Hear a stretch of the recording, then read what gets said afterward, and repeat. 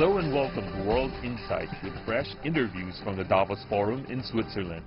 The president of Panama, Juan Carlos Varela, talks about relations with China and leadership in a divided world.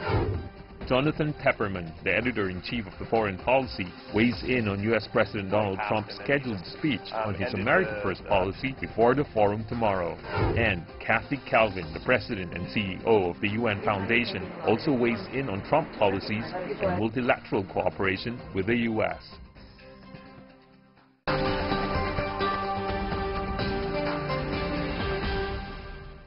Hello, welcome to another edition of our special program, World Insight with Tian Wei, here from Davos on the site of the World Economic Forum 2018. The sky is clearing up and the snow scenes look beautiful. However, the question remains, is there going to be any consensus at the end of this year's meeting? Yesterday, the Chinese representative to the World Economic Forum, Mr. Liu He, already made very clear China's commitment for the next 3 years. That is, poverty alleviation, environmental protection, and reduction of risks in the financial sector. All of these done through reform. People wonder now, what has the United States going to have in its mind that President Donald Trump is going to speak coming Friday? So is he going to stick to the America First doctrine? If so, what it means to U.S. commitment to the rest of the world? On that point, different insights coming from movers and shakers of the World Economic Forum. So today, we're going to meet some of them. We're going to have a one-on-one interview with the president of Panama, Juan Carlos Varela. Later, we're going to talk to Jonathan Tepperman, who is the editor-in-chief of Foreign Policy from the United States.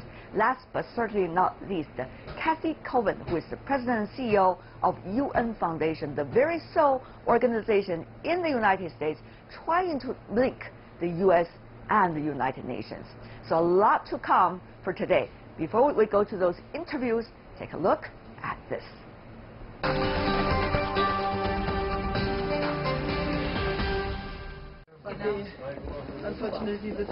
Germany's Chancellor Angela Merkel did not mention U.S. President Donald Trump by name when she took to the podium in Davos. But her message was clear. We believe isolationism will get us nowhere. We believe we have to cooperate, and that protectionism is not the right answer. It was a message shared by France's President Emmanuel Macron, who is riding the wave of an economic recovery and has a vision for Europe. Ladies and gentlemen, my first message is that France is back. France is back at the core of Europe, because we will never have any French success without a European success. Macron said a new ambition was needed beyond economic growth, only benefiting what he called the capitalism of superstars. Adding corporations should be guided by a moral responsibility towards the communities they serve.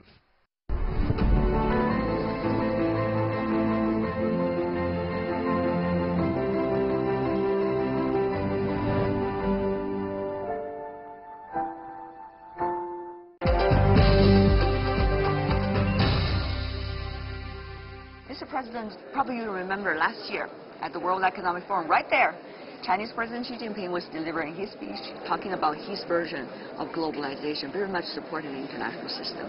And this year we have many leaders coming from developed and emerging economies alike, including President Trump as well. I just wonder, what are the expectations for you, as someone coming from Latin America, to expect from these two leadership? One in China, whom you have already interacted with, and also the United States. I feel that it's very important events like Davos that bring leaders together so they can find solutions to the problem that affect the people. The conflict in Syria, the conflict in the Middle East, in Iraq, Afghanistan. It's better to have just one view from the different important world leaders like President Xi Jinping, President Trump, President Putin, so they can work together for peace. So it's very important. These events are very important because at the end, politics is about improving the quality of life of human beings. I heard this is the first event of the day for you. Yes, I just came back from a visit, official visit to the Netherlands. So okay, I'm starting honored, my day Mr. today. President. Thank you. Let's start from also your trip to China. It was a very fruitful trip. It was a very productive trip. It was like a 5-day official visit to Beijing and Shanghai, the first Panamanian president to visit China, and we signed 19 agreements, and we're working already in the agreements to move forward and strengthen our relationship. There are a lot of updates recently, right, about yes. those agreements? Yes, for sure. We are now the feasibility studies for the free trade agreement, and also the feasibility studies to build a train between Panama and the border with Costa Rica, and then follow the train to the rest of Central America in the future. So it's working well, and we're very happy with how President Xi Jinping, the Chinese government, the Chinese people received me and my delegation. Of course, you interacted with Chinese President Xi Jinping a lot during your stay in Beijing. It was a very good meeting, and a very nice event. What did you guys say? Oh, we talk about everything, about the economy, about the politics, about the leadership, how the role that political leaders play in helping the people improve their quality of life. How exactly, when it comes to your answer? I admire the view of President Xi Jinping because it's how we have to focus all our strength and our assets to solve the problems that affect the people. Don't waste time fighting each other, but focus on that all the capacities of our governments, of our country, must be used just to solve the problems that affect our people. That's the view of President Xi Jinping. I share that view, and I admire him a lot because of that view. It's about focus? It's about solving problems, yes. not creating new ones. Why is the issue of one China important for the country of Panama? We have a long relationship with China, and that has been my position for a long time. And now, once I went to Beijing and Shanghai in 2007, and I made my position public. Once I become president of Panama, I will recognize the One China policy, and I did it. I delivered my promise, and that was recognized by President Xi Jinping and by his government, and that's why they received me an official visit with all my delegation, and that's why our relationship has started so strong. And that's why your constituency also supported you so strongly because during your campaign? It was the right thing to do. That was my platform, and it was the right thing to do, and we did it. With China, the second largest economy, of course, there are a lot of things that can be done. But something even more important than just the number is the kinds of mechanisms that can be established, the ways of working that can be continued, and also the goals that can be shared. Mr. President, help us understand better about that between China and your country, Panama. Our geographic position allows China to use Panama to expand their economic interest in the region and to be able to support our countries in developing their economies and their societies. So I feel that Panama, with the canal, with the airport, is going to play an important role, as today Singapore plays in Southeast Asia, as the Netherlands played in Europe in the trade with China.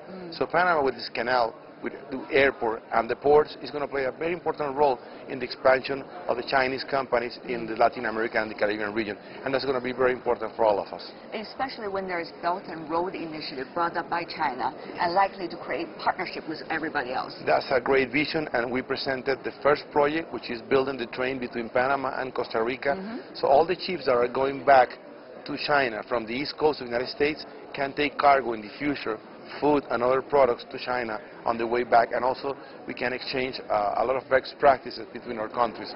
So I think that Panama is going to be working very close with China in supporting that vision that in the planet there's enough resources so all humans can live a decent life.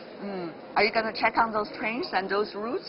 We're going to be using Chinese technology, and the project is going to be supported by Chinese financing. What kind of time frame are we looking at? I will say the feasibility studies are going to start this year. We're going to be ready next year, and that will be presented to our country, and I hope that construction can start by 2022-23. Right. There are different understandings about China's way and goal of promoting the Belt and Road Initiative. Some say probably China has a lot of ego. Others say, well, probably only China wants win-win for itself. What do you say, Mr. President? It's connectivity. The Chinese economy, Chinese population is the second largest economy, the largest population, 1.2 billion people. So it's connectivity. Some countries have one resources, other countries have other resources. Just making sure that we connect the world so there are enough resources so every human can live a decent life. That's a great view, and we support it because of that. Panama also plays an important role in Latin America. China and Latin America has been on this great way forward when it comes to cooperation. How do you see, Mr. President, the competition that is existing among Latin American countries when it comes to cooperating with China or other partners? Well, I feel that more countries are going to move to recognize the One China policy from Latin America, especially Central America, in the near future. And also we expect that the forum that is taking place as we speak in Chile, the CELAC China Forum, is going to establish a platform of cooperation that we can work together with China as just one region. Like what kind of platform are you looking at, Mr. President? That we can define specific issues in different topics: economy, security, healthcare, education, agriculture, that we can work together as a region with China. So in the case of Panama, we're looking to be the gateway to China. So many raw materials or food can come from different Latin American countries to Panama and then be exported to China from Panama. It's going to be very expensive. It's going to be expensive because it's coming a long way around. No, because we have all the ships coming through the Panama Canal. And then we can process the food and give more extension to the time that the food can be used. And we can add value to many products of Latin America in Panama and then export it to China. And also in the same way, China can export its product to Latin America through Panama, through our canal or ports and the Colón Free Zone. That is like the arm, the commercial arm of China to Latin America. Wonderful. Mr. President, you know, later this year, the first ever import expo is going to be held in China. During the past 40 years, reform opening up, the many export expo has been held. So this time is different direction. I hope Panama will play a role. It will be a very, we'll be present, and it will be a very interesting opportunity to be able to present our products. And also we expect the visit of President Xi Jinping to Panama this year, 2018. Isn't that exciting? He's coming to America twice, so we expect in one of that visits he can stop in Panama, see our canal, see our country, our people, and learn, and also see with us how the Chinese came to Panama more than 160 years ago to build the first railroad in Panama between the Pacific and Atlantic Ocean, and now how the Chinese are coming back to Panama to build this railroad that is going to be a great news for Panama and the region of Central America. This is going to be a great reference, isn't it? Yes.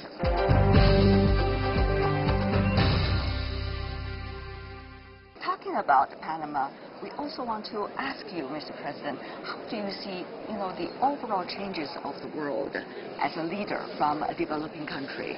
How do you see the kind of choices we need to make and the different roles and evolving roles of countries? I feel that the future of politics is going to be about leaders and issues. Okay, so explain, please. Politics are going to be defined about the different issues. Colombia, the peace agreement. Mexico, the relationship with the United States. Brazil, the fight against corruption. So dependence on the different issues that are being debated now in the different countries and the leaders that are playing an important role, that will be defined the future of politics in the region. That's how I see it. Issues and leaders. What about the issues that you are looking at when it comes to Panama for a leadership like you? Making sure that our economic growth gets to all the Panamanian people, that nobody's left behind. What is the biggest challenge so far? I would say security is a big challenge because of the increase of drug production in the region. Security is a big challenge, and also making sure that the economic growth gets to everybody in Panama. But improving the education system is very important. That's what we're doing. We're sending teachers. We're training the trainers, sending teachers to the United States, to Canada, to the UK to learn English as a second language. Now we're going to be sending teachers to China too, to learn Mandarin, so we can teach our young kids that. So I think education is going to be very important, but also using the resources of a country to help the people of that country, because the people are the owner of the assets and the wealth of a country, and making sure that whoever is the president manage those resources to improve the quality of life of all the Panamanian citizens, regardless of the political vision or parties, is very important for me. We are talking about a united front in a way, if we could establish it here at this year's World Economic Forum. It's about shared future in a fractured world. How do you see that fractured world? To Panama, what does those fractured world elements really present to you as challenges? My point of view that the issues should unite the leaders. Climate change, security, the economy. Well, it unites some leaders, not all of them. Well, the ones that are not united behind the issues that care to everybody will be left behind, because leaders must be behind the issues and work together to solve them, because these key issues affect everybody. Yeah. Climate change, security, recession, that affects everybody. So natural disasters too. So I think we should be united to solve the problems that affect our people, no matter what country we belong to or no matter where we live. But there are some popular beliefs suggesting my country first.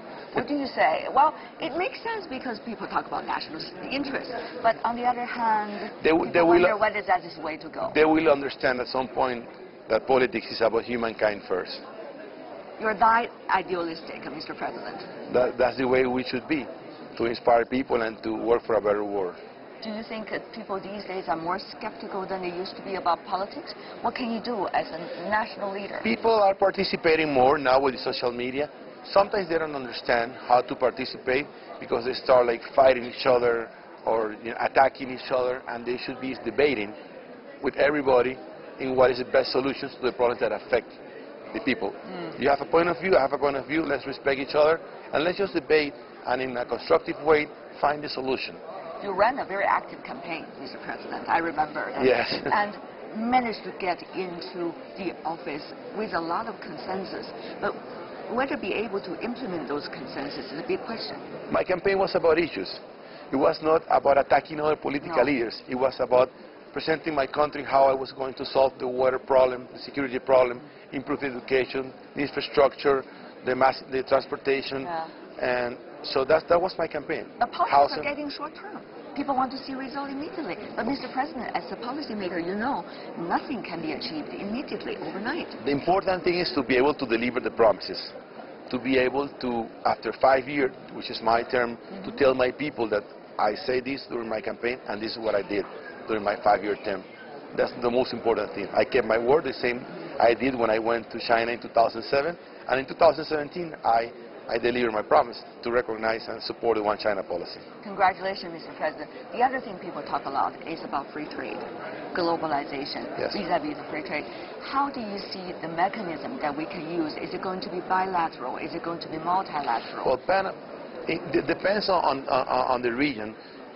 In our case, we're moving forward. Like in Central America, we had a free trade agreement with the European Union.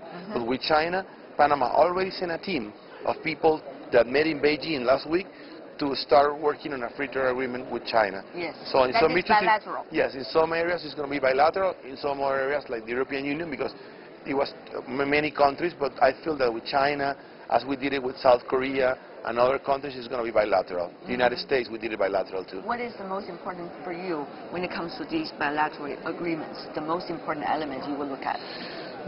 That we can get a win-win situation. Yes. That a free trade agreement, everybody wins. And we exchange our ideas and we negotiate in a way that whatever we sign is the best for both countries.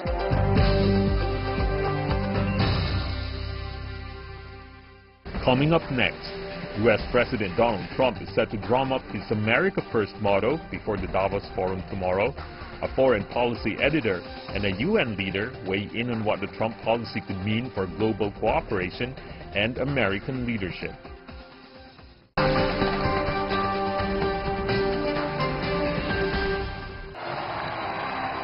When Donald Trump accepted his party's nomination to run for president in 2016, his message was clear.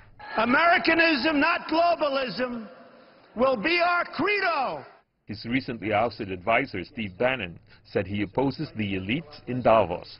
But now, Mr. Trump has decided to breathe in the rarefied mountain air of the Swiss ski resort. First of all, I didn't realize that it was the global elite. U.S. Treasury Secretary Steven Mnuchin will be accompanying the president. There's an awful lot of world leaders. There's an awful lot of finance chairs. There's an awful lot of business people. So to me, this is no more the global elite than the G20 or the event that I attended with you in Saudi Arabia or the Milken Conference. This is an important economic agenda. Mr. Trump is expected to appear soon at the forum with a speech slated on Friday.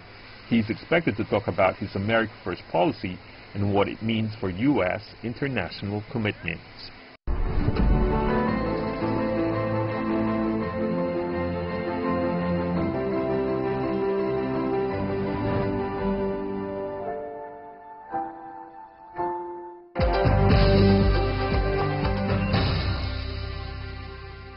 Jonathan, welcome to CGTN. Pleasure.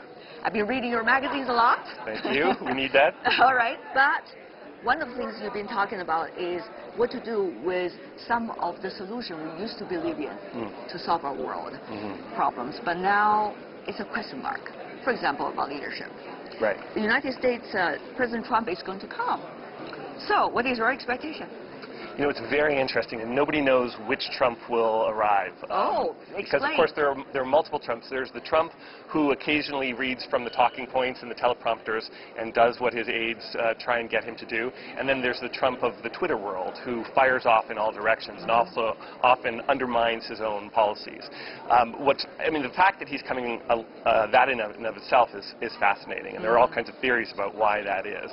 But Trump feels like he's riding high right now. He's just, got tax reform passed, and then he just ended the government shutdown. More than that, Davos gives him access to a crowd that he's never been able to participate in before. When he was a businessman, he never got to come to a place like this. And the thing to remember is the first priority for Trump is always ego, ego, ego. And that's what I think he'll find most gratifying about being here. This is almost the answer that I expected from you. But, people have been saying whether the U.S. media is having this eternal love affair or fight against Trump all at the same time. And as a result of that, you have not necessarily have a very clear assessment of his presidency. Look at the achievements, what he has achieved so far, and look at his possible agendas that will have an impact on your country. There have been a few achievements, if you can call them that, like the tax plan. Remember, most of the things he's tried to get through Congress have failed, whether it's health care or what have you.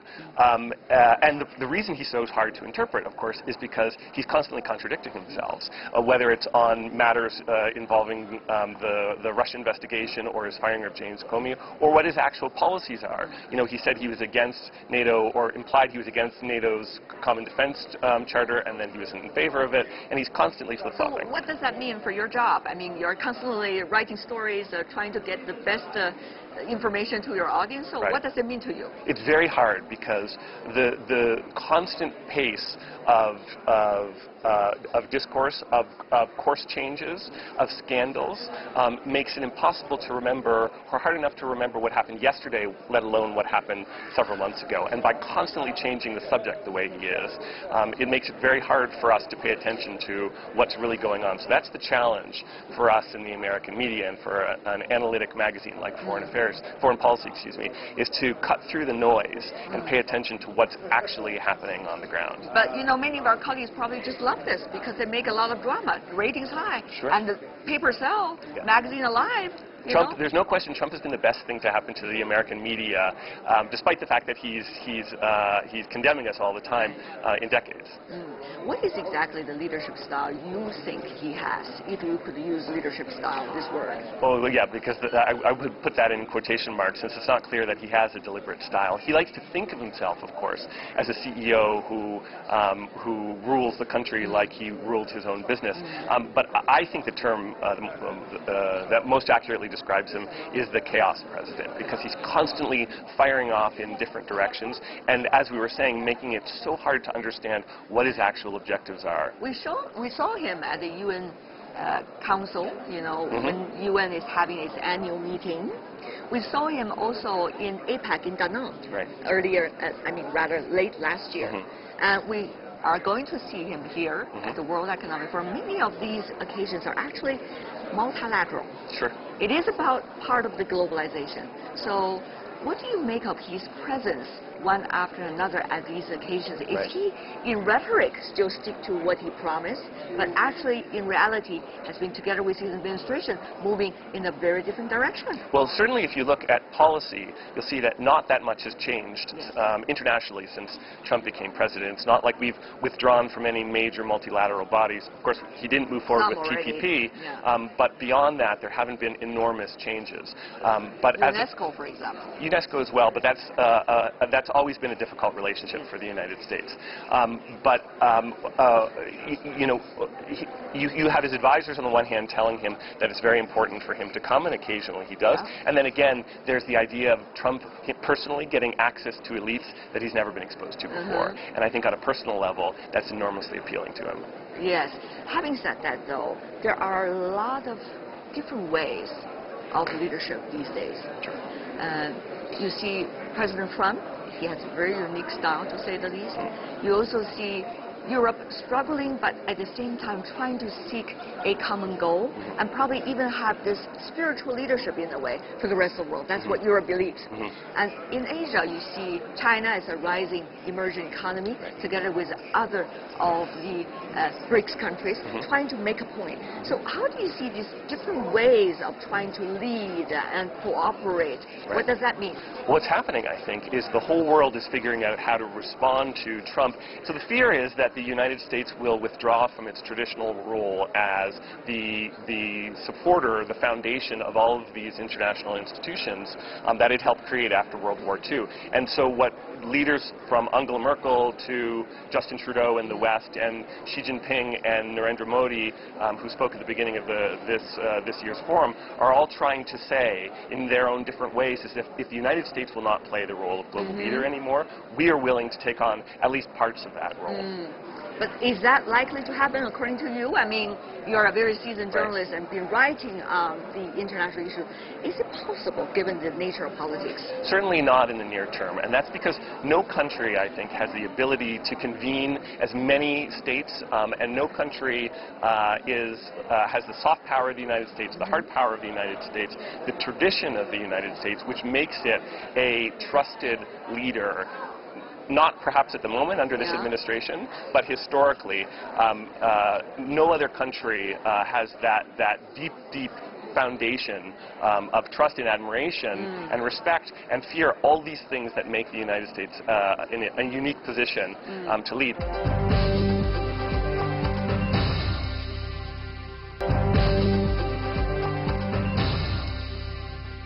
I'm joined here by Kathy Kelvin, who is the president of the UN Foundation. What a pleasure to have you here. Shishi. I'm happy to be here with you. Thank you. Beautiful weather. What a day. Yes. Yes, indeed.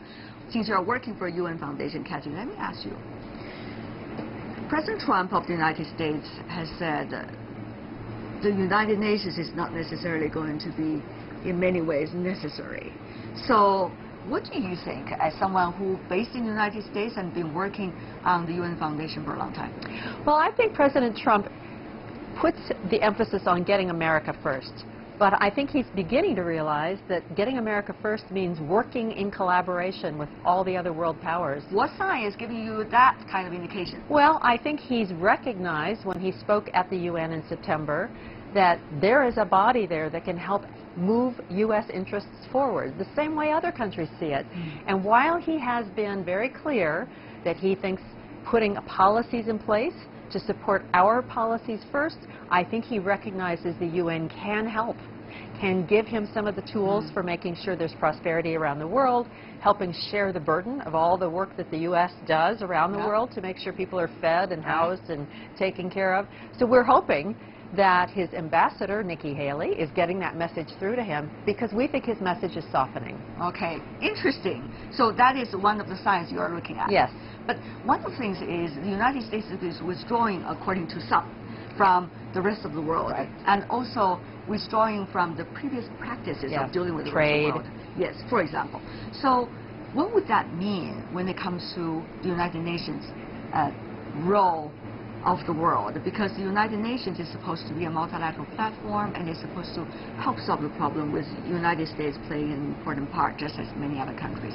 Well, I think we've seen that President Trump, when he wants to, can come to the UN to get support, perhaps for the work that we're doing in Syria or the work that's happening in Africa. He has asked for the Security Council. Or the DPRK issue. Or the DPRK issue. So I think he has shown that he understands there's value, just the same way other countries, China included, see value in the United Nations as that body where people can come, share their ambitions and visions, and find support. But not everybody wins every time. But he always argued that he is a business person, right? So business person sometimes come in when there is interest. When there is not that much, they would leave. So will a national leadership also act that way?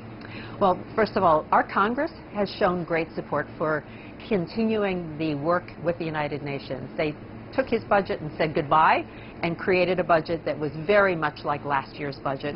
So we see that as a good sign that Republican members of Congress want to continue these policies. We also know that trade is a challenging policy, and we think this is going to take a little bit longer to sort out.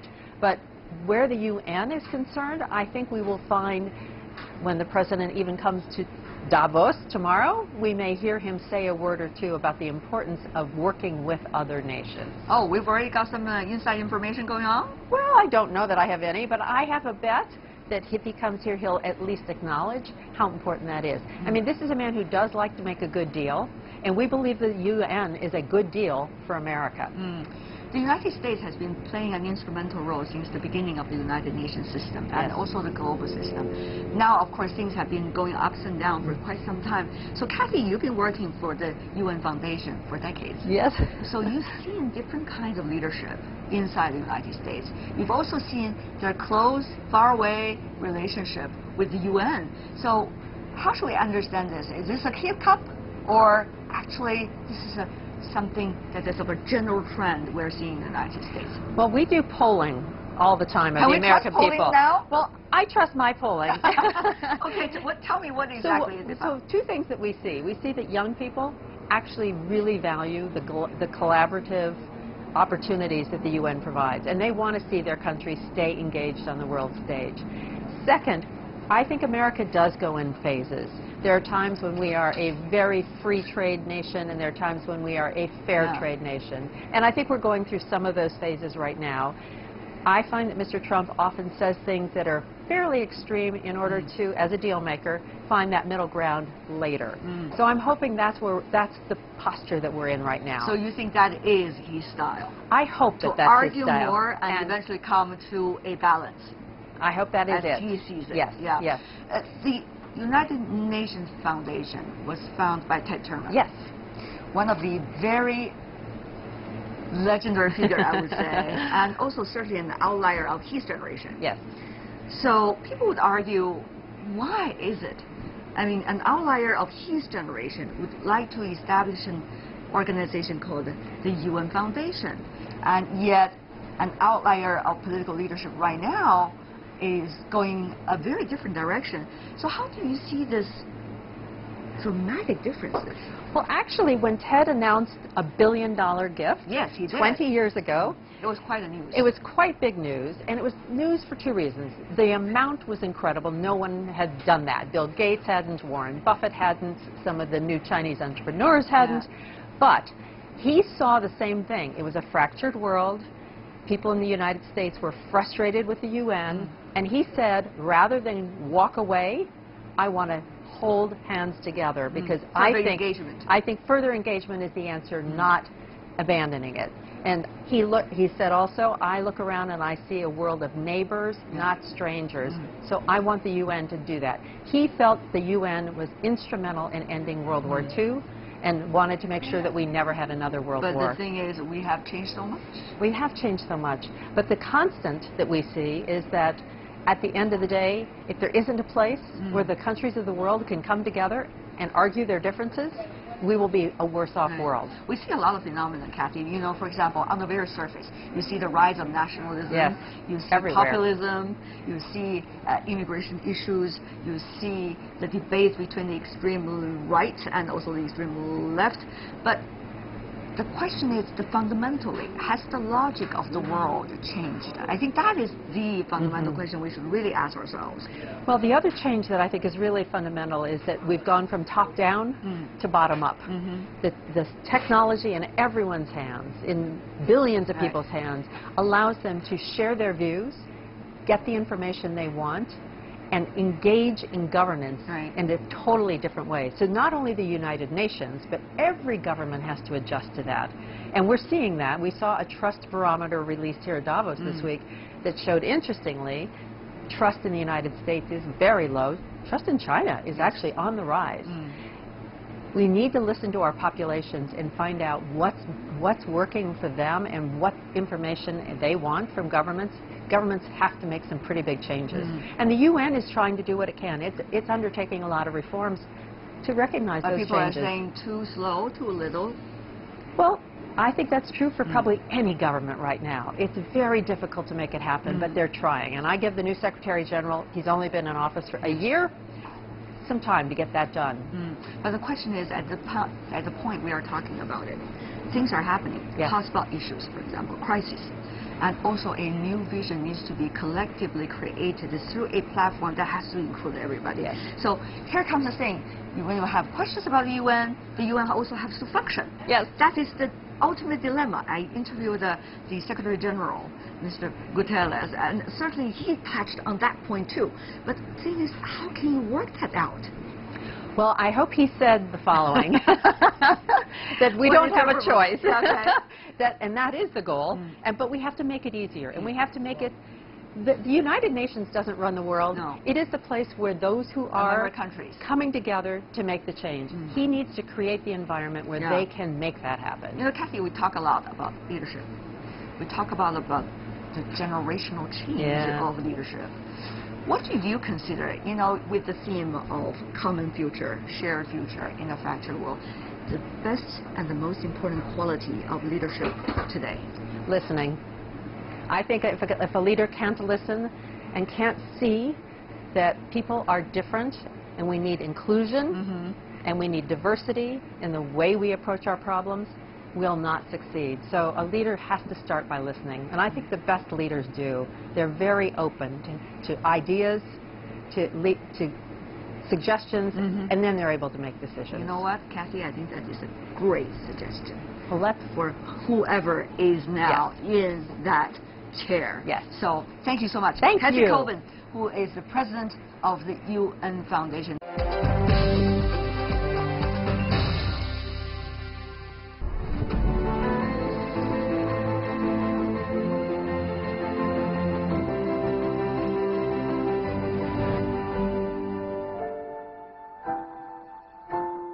Well, that is all the time we have for today from here in Davos on the site of the World Economic Forum 2018. If you want to find us, try to find us on YouTube, World Insight CGTN. And also you can find us on Twitter, Facebook, as well as Sina Weibo. From me, Tian Wei here in Davos, and on behalf of my team back in Beijing, all the best, and I'll see you tomorrow.